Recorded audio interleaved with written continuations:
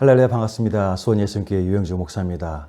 오늘 2020년 2월 16일 거룩한 복된 주일 주님의 날에는 요한복음 3장 1절 요한복음 3장 1절에서 21절 말씀을 중심으로 영혼들에게 다가가기라는 제목으로 주님의 말씀을 듣도록 하겠습니다.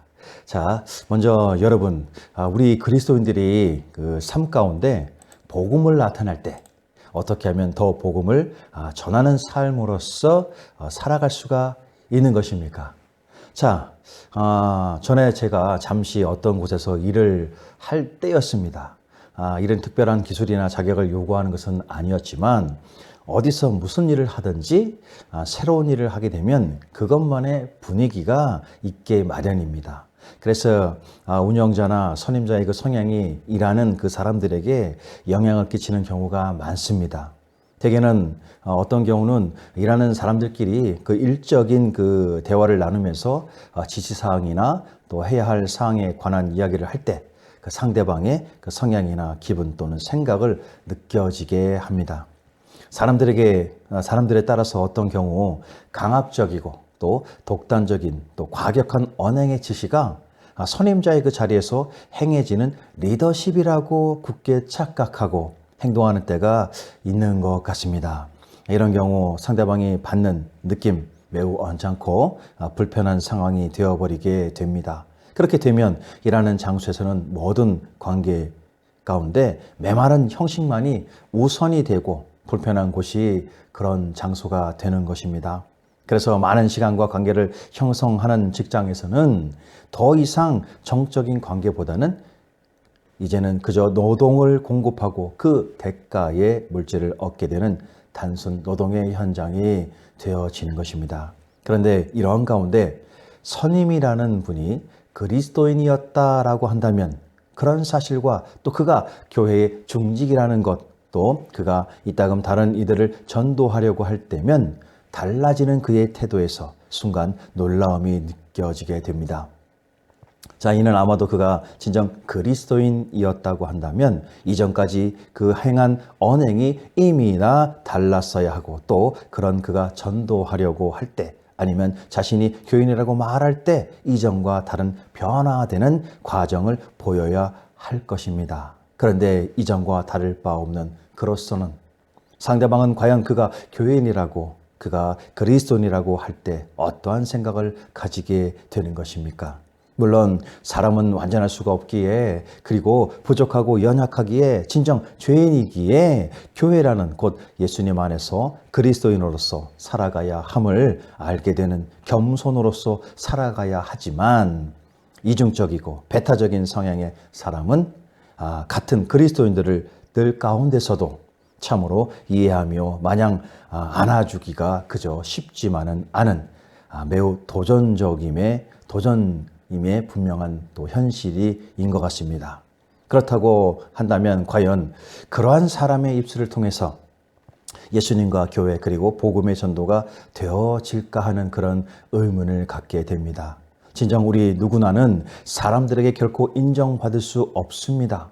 그러나 하나 우리의 삶에 변화되는 과정과 삶에 나타나는 영적인 선한 영향을 통해서 전해지는 복음은 할 수가 있는 것입니다. 먼저는 믿음과 소망이 분명해야 합니다. 그리고 생각과 언행이 선한 마음으로서 나타나져야 합니다.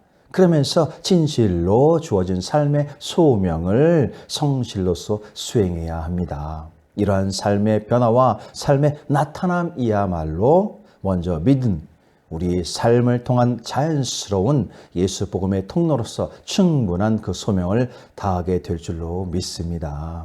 그러므로 그리스도인이라고 말할 수 있는 자, 바로 세상의 생각과 풍조, 그리고 악습과 육의 쾌락을 따르는 것이 아닌 어찌하든지 이 세상에서의 예수 그리스도의 증거자들로서 주어진 삶의 시간을 성령님과 함께 하심으로써 진정 지혜로운 삶을 이어가야 할 것입니다. 그렇게 되면 먼저는 내가 변화되고 그리고 우리의 일터가 변화되면서 우리의 모든 만남이 진정 감사의 관계가 될 줄로 믿습니다.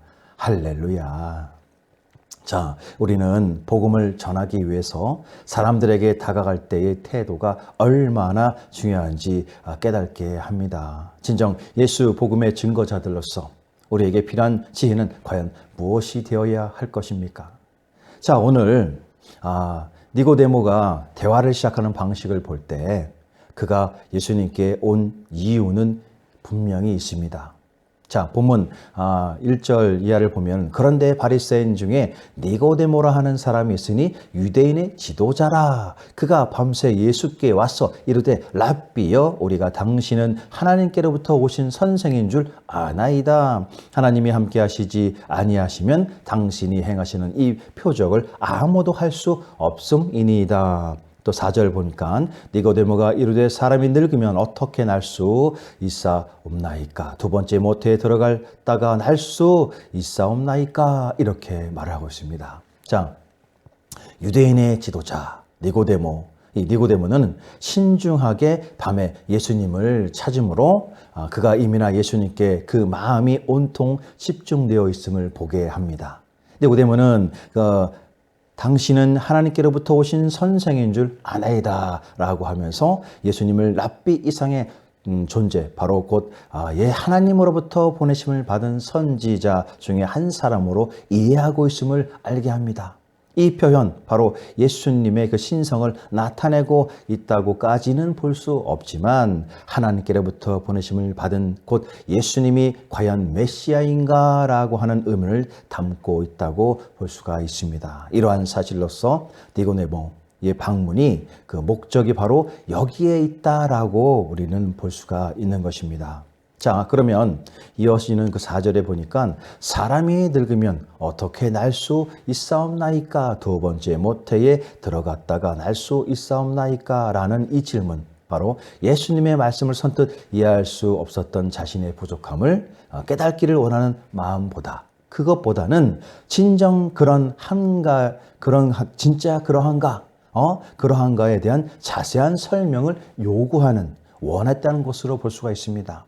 자, 그러므로 니고데모는 깊은 생각 끝에 질문을 하는 것이라고 볼 수가 있습니다. 더하여서 이 질문 속에는 사람이 다시 어머니 뱃속에 들어갔다 나올 수 없는 것처럼 인간 본질의 재창조라고 하는 이적 또한 어찌 가능하겠는가라고 하는 강한 의문이 포함되어 있다라고 또 볼 수가 있게 됩니다. 자, 아무튼 니고데모는 그 중생에 관한 또 예수님의 말씀의 뜻을 제대로 깨닫지 못한 채 깊은 의문에 휩싸였던 것으로 분명히 보여지는 그런 장면인 것입니다. 자, 여기서 보면은 우리는 누군가가 먼저 다가와서 나 자신의 믿음에 대해서 질문한 적이 있다고 한다면, 그렇다고 한다면 과연 계기가 어떤 계기로 해서 그 누군가가 나 자신의 믿음에 관한 그런 거에 대해서 물어보게 되는 것입니까?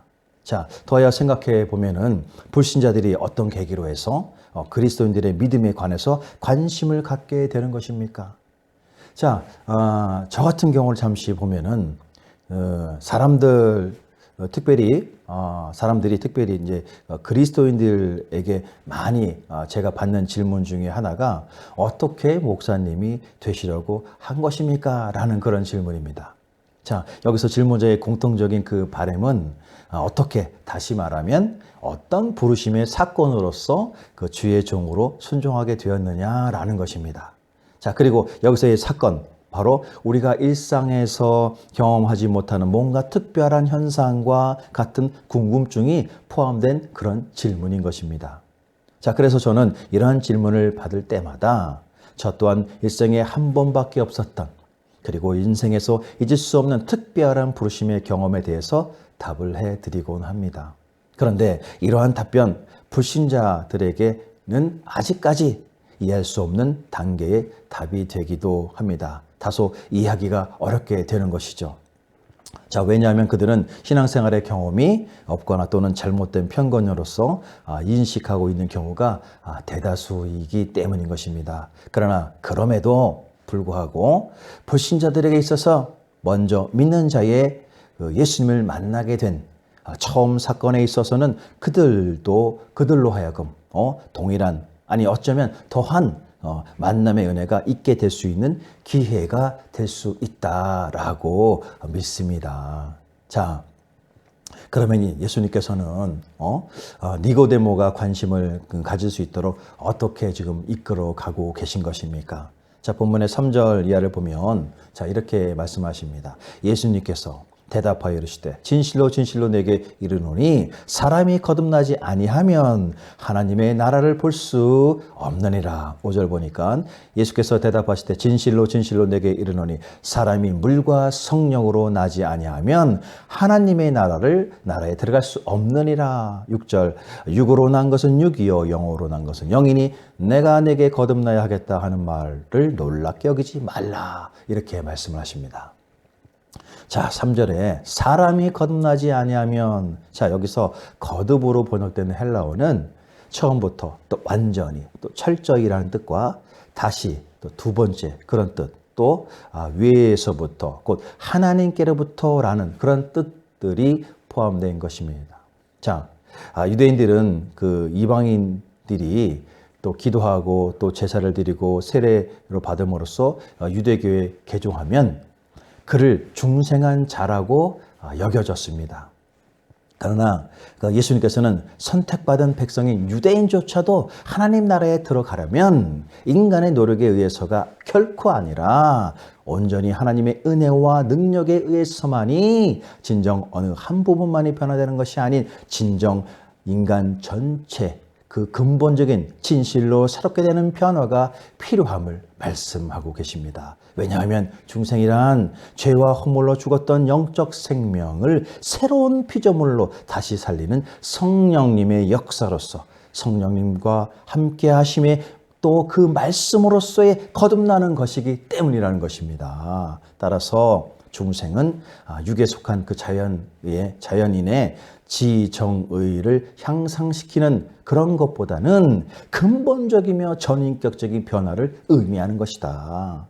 이는 병든 자가 회복되는 것과 같이 점진적으로 나아는 것이 아니라 죽은 자가 살아나는 것과 같은 즉각적인 변화, 곧 부활과 같은 완전한 변화인 것입니다. 자, 그리고 5절에 보니까 사람이 물과 성령으로 나지 아니하면, 자, 여기서 거듭난다라고 하는 것에 대해서 구체적인 설명을 하고 있습니다. 자, 여기에 보면은 물에 관해서 여러 가지 견해가 있는데, 혹자는 이를 그 세례 요한의 세례 또 혹은 그 기독교의 세례와 관련시키기도 하지만 또 어떤 사람은 자연적 출생으로 보기도 합니다. 자, 하지만 여기서의 초점은 어디까지나 성령으로 거듭난다라는 사실을 분명히 밝히고 있습니다. 자, 물은 깨끗하게 하는 상징으로 유대인들에게는 희생 제사에 있어서 없어서는 안 될 요소인 것입니다. 특별히 제사장은 몸을 씻지 않고서는 언약의 피를 갖고 성소에 들어갈 수 없었으며 유대교 경건주의 한 종파인 에세네파에서도 개종자를 받아들일 경우 물 세례를 행했던 관습이 있었습니다. 그리고 무엇보다 세례 요한, 사람들에게 죄사함을 받기 위한 회개를 선언하였고 이러한 선언을 받아들여 죄를 회개한 자에게는 물로 세례를 주었습니다. 더하여 고넬료와 그의 친구들은 물세례를 받기 전에 이미 성령님의 선물을 받았으며 또 에돌피아의 그 내시도 또한 그러했던 것으로 우리는 분명히 볼 수가 있는 것입니다. 그렇다면 물이 무엇을 나타내든지 간에 본절의 의미에는 큰 변화가 없는 것입니다. 물을 자연적 출생으로 볼 경우 사람은 육적 출생뿐만 아니라 성령으로 말미암은 영적 출생을 통해서 진정 하나님 나라에 참여하게 된다는 의미가 되는 것입니다. 자, 그리고 이를 세례 요한의 세례와 관련시킬 경우 세례 요한의 세례가 증거하고자 했던 성령 세례를 통해서 중생이 이루어진다는 의미로 이해가 되는 것입니다. 그러므로 이를 기독교의 세례로서 보게 되면 본문은 중생이 그리스도와 연합, 곧 성령 세례를 통해서 이루어지며 물세례는 이 사실에 대한 공적인 선포이자 상징적 의식으로서의 의의를 지님을 우리는 알게 되는 것입니다. 자, 예수님께서는 니고데모가 사실을 제대로 이해하지 못하고 있다고 말씀하십니다. 이 말씀은 사람들의 존경을 받고 있던 니고데모에게는 다소 놀라운 것입니다. 예수님께서는 니고데모가 바리새인 지도자라고 불릴지라도 하나님께서 그에게 생명과 성령을 주지 않으시면 예수님의 사역을 제대로 이해할 수 없다는 사실을 깨닫게 하시는 것입니다. 그래서 예수님께서는 니고데모에게 진정 물과 성령으로서 변화의 요인들을 그에게 이끌며 전하고 있는 것입니다. 자, 그러면 니고데모를 대하시는 그 예수님의 태도에서 우리는 한 가지 배울 수 있는 것이 있는 것입니다. 자, 10절에 예수께서 그에게 대답하여 이르시되 너는 이스라엘의 선생으로서 이러한 것들을 알지 못하느냐 이렇게 말씀하십니다. 자, 예수님은 니고데모에게 이스라엘의 선생이라는 존칭을 사용하면서 니고데모가 예수님의 말을 이해하지 못함에도 여전히 그를 존중하며 그를 이끌고 계십니다. 자, 이것은 복음을 전하는 자의 태도를 배우게 하는 것입니다. 우리는 어떠한 그 관계에도 상호 존중해야 하지만 특별히 복음 전도자에게 있어서 예수 복음의 진리를 전하라고 할 때 상대방의 그 지위 고하를 막론하고 그를 최대한 존중하는 가운데 예수님의 복음을 전하는 마음을 가져야 함을 분명히 배울 수가 있는 것입니다. 그런데 자, 어떤 경우는 다소 무례한 태도로서 복음을 전하는 사람들이 있음을 아주 가끔은 보게 됩니다. 자, 보통 전도를 하는 경우 예를 갖추고 공손한 자세로 전도지를 나눠주면서 복음을 전하는 게 일반적인 그런 전도자의 태도인 것으로 우리는 알고 있습니다. 자, 그렇다면 어떤 경우 다소 무례한 태도로서 복음을 전하게 되는 걸까? 자, 아마도 이런 경우 처음 보는 사람에게 전할 때보다는 이미 한 번 이상 보고 대화를 나눈 경우 처음보다는 긴장이 약간은 느슨한 상태에서 대화가 이어질 때 자신도 모르는 스스로의 성향들이 나타나게 될 때, 그럴 때 어떤 면에서 일반적이지 않는 독특한 언행이 돌출된다면 이러한 경우 누군가에게는 다소 불편함을 느끼게 될지도 모르겠습니다. 자, 이는 보통은 많은 시간 대화가 없는 사이에서 서로 충분히 이해가 없는 경우 겪게 되는 관계들에 맞게 되는 그런 상황이 아닌가 이렇게 보여집니다. 자, 그렇지만 오늘 예수님의 말씀에서처럼 상대방과의 대화에서 어느 정도 상대 자신이 복음의 관심사를 표현하고 있다면 우리는 예수 복음의 진리를 정확하게 이끌어내고 그들의 관심사 가운데 진리를 깨닫게 도와야 할 것입니다. 할렐루야. 자, 그래서 오늘 이 예수님께서도 대화가 상당히 진전되고 나서야 복음의 메시지를 전하십니다. 자, 11절을 보면은 진실로 진실로 내게 이르노니 우리는 아는 것을 말하고 본 것을 증언하노라. 그러나 너희가 우리의 증언을 받지 아니하는도다. 자, 이것을 현대인 성경을 조금 풀어보면 내가 사실대로 말하지만 우리가 아는 것을 말하고 본 것을 증거해도 너희는 우리 증거를 받아들이지 않는다. 이렇게 말씀하십니다. 자, 이것을 다시 말하면 오랜 세월 동안 그 이스라엘 백성들은 선지자와 구약 성경을 통해서 말씀하신 하나님의 가르침을 받아들이지 않았습니다. 자, 이는 예수님 당시 유대 사람들 역시나 그 예수님의 가르침을 결코 받아들이려고 하지 않았습니다. 처음부터 어둠은 빛을 깨닫지 못했던 것입니다. 진정 여기서 예수님은 영생에 관한 자신의 가르침이 단순한 추상적 지식이나 논쟁의 대상이 아니라 엄연한 진실임을 분명히 하고 계십니다. 이를 선포적 차원에서 증거하고 계신 것입니다. 사실 이러한 영적인 지식, 성령님의 조명을 통해서 믿음의 눈으로만 감지할 수 있는 진정 비밀에 속한 것입니다. 그러므로 예수님께서는 니고데모로 하여금 먼저 자신의 관심사를 이끌게 하시고 나서야 비로소 예수님 당신께서 전해야 할 진리를 가르치고 계신 것입니다. 자, 이렇게 예수님의 말씀은 니고데모로 하여금 자신에게 복음으로 다가오게 됩니다. 자, 니고데모는 말합니다. 9절에 니고데모가 대답하여 이르되 어찌 그런 일이 있을 수 있나이까? 자, 이에 앞에서 7절에는 내가 내게 거듭내야 하겠다 하는 말을 놀랍게 여기지 말라는 예수님의 말씀에 관한 질문을 함으로써 3절에 예수께서 대답하여 이르시되 진실로 진실로 내게 이르노니 사람이 거듭나지 아니하면 하나님의 나라를 볼 수 없느니라 하십니다. 자, 이는 곧 다시 보면 하나님 나라를 볼 수 있기를 소원하는 니고데모에게는 진정 예수 복음으로 다가오게 되는 것입니다. 하나님 나라를 소원하는 니고데모, 바로 예수님의 그 복음이 자신에게 다가오게 되는 것입니다. 자, 더하여서 한번 보면은 요한복음 19장 38절 41절에 보면 자, 이런 말씀을 하십니다.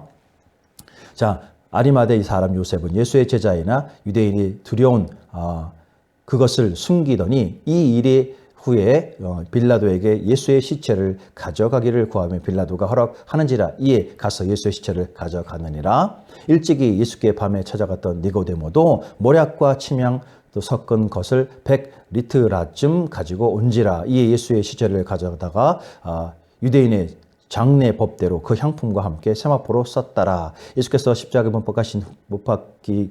박힌 곳에 동산에 있고 동산 안에 아직 사람을 장사한 일이 없는 새 무덤이 있는지라. 이 날은 유대인의 준비일이요 또 무덤이 가까운 고로 예수를 거기 두니라. 자, 여기서 보면은 예수님을 만난 뒤에 그 니고데모의 그 모습이 나옵니다. 자, 니고데모가 어떻게 변화된 모습을 우리가 여기서 볼 수가 있습니까? 자, 예수님이 십자가에 달려 돌아가시고 제자들은 뿔뿔이 흩어졌지만 예수님의 시신을 내달라고 요청한 아리마대 요셉과 더불어 누구요? 니고데모도 담대하게 사람들 앞에 나서게 됩니다. 자, 이는 진정 특별한 용기가 필요한 뿐만이 아니라 아무런 보상이 따르지 않는 그런 일이지만 니고데모는 의연히 예수님과 제자들 편에 서려는 모습을 우리는 여기서 발견할 수가 있습니다. 자, 진정 예수님의 그 메시지를 들은 그 니고데모의 변화된 모습을 우리는 여기서 볼 수가 있는 것입니다. 자, 진정 복음의 능력은 인간을 변화시키기에 충분합니다. 아니, 진정 복음을 받아들이면 변화가 되어집니다. 우리는 예수님을 아직 모르는 우리 주변과 이웃 그리고 열방의 누군가를 생각해 보아야 합니다. 진정 그 누군가 한 사람에게 예수님을 믿는 복음의 역사가 나타나면 과연 어떤 변화가 있게 되겠습니까? 진실로 니고데모를 변화시킨 것처럼 복음의 메시지가 다른 사람들도 변화시킬 수 있다는 그 사실, 우리 각자 자신의 변화를 안다고 한다면 예수 복음 전함을 결코 가볍게 여기지 못할 것입니다. 고린도후서 3장 2절은 말씀합니다. 여러분은 우리 마음에 기록되어 있고 모든 사람이 알고 읽는 우리의 편지입니다. 할렐루야. 이 시작되는 한 주 복음을 전하시는 예수님처럼 복음의 증인으로서 진리를 밝히 나타내는 도구자들이 모두가 되어지기를 예수님의 이름으로 축원드립니다. 할렐루야.